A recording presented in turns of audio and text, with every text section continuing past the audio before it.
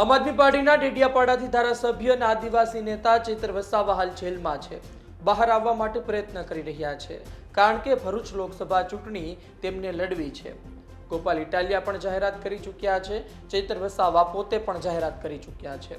પરંતુ બહાર આવવું તો આવું કઈ રીતે? 3 દિવસના રિમાન્ડ મંજૂર કરવામાં આવ્યા હતા. ત્યારબાદ પૂછપરછ ચાલી રહી છે. મહિનામાં 8 વખત પૂછપરછ કરી શકશે.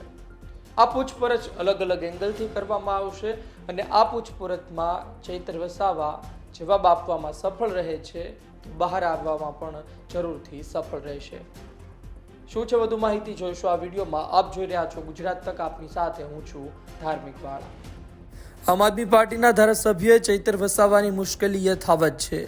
ચૈતર વસાવાને લોકસભા ચૂંટણી લડવી છે, પરંતુ તેઓ જેલમાં જ છે. વધુ પૂછપરછ કરવામાં આવશે. આ પૂછપરછ દરમિયાન તેમની પાસેથી શું માહિતી નીકળે છે તે મહત્વનું છે. ચૈતર વસાવા વનકર્મીને મારવાના કેસમાં અંદર ગયા હતા અને આ તમામ વાત વચ્ચે તેમના પત્ની પણ સક્રિય જોવા મળી રહ્યા છે. તેમના પત્ની દ્વારા પ્રચાર શરૂ કરી દેવામાં આવ્યો છે. ચૈતર વસાવા અને તેમના કાર્યકર્તાઓ દ્વારા હાલ ભરૂચ લોકસભા સીટ પર કઈ રીતે જીત મેળવી શકાય તે માટે કામ કરવામાં આવી રહ્યું છે. ભૂતકાળમાં ગોપાલ ઇટાલિયા પણ કહી ચૂક્યા છે કે ચૈતર વસાવાને લોકસભા ચૂંટણી લડવા માટે મેદાને ઉતારવામાં આવશે.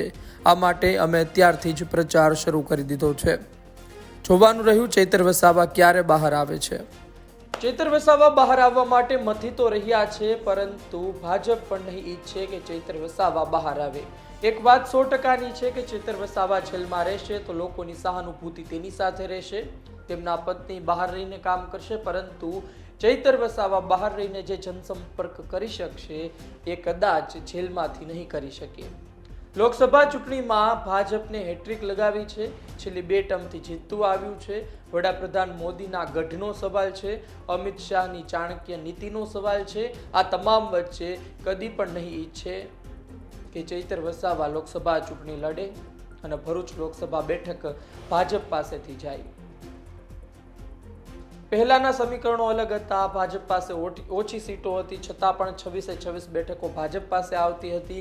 અત્યારના 156 સીટો છે. ઉપરથી બીજા ધારાસભ્યોને રાજીનામું આપવા માટે ભાજપ મજબૂર કરી રહી હોય તેવી સ્થિતિ પણ સર્જાઈ રહી છે. આ તમામ વચ્ચે ચૈતર વસાવાને પણ ભાજપમાં આવી જવા માટે કેટલાય આમંત્રણ આપવામાં આવ્યા હતા, તેવા પણ આક્ષેપો થયા છે. પરંતુ તે ન આવતા તેમના પર આ કેસ કરવામાં આવ્યો હોય તેવા આક્ષેપ થઈ ચૂક્યા છે. હાલ કેસ ચાલી રહ્યો છે. ભાજપ નથી ઈચ્છતું ચૈતર વસાવા બહાર આવે. ભાજપની એક કાર્યપ્રણાલી રહી છે. આ કાર્યપ્રણાલી મુજબ ચૈતર વસાવાને જેલમાં રાખી જ લોકસભા ચૂંટણી મનસુખ વસાવાના ખંભે જીતવા માટે ભાજપ પ્રયત્ન કરી રહ્યું છે. આદિવાસી વિસ્તારમાં મનસુખ વસાવા ફરી સક્રિય થઈ રહ્યા છે. આદિવાસી સમાજને લઈ વાત કરી રહ્યા છે. આદિવાસી સમાજના પહેરવેશમાં જોવા મળી રહ્યા છે. અહેમદ પટેલના પુત્રી મુમતાઝ પટેલ પણ મેદાને છે. કોંગ્રેસ તરફથી શું તેને ટિકિટ આપવામાં આવશે તે પણ એક સવાલ છે કોંગ્રેસમાંથી. સવાલ એ પણ છે કે ભરૂચ લોકસભા સીટ પર કોંગ્રેસ અને આમ આદમી પાર્ટી ગઠબંધન કરે છે કે નહીં.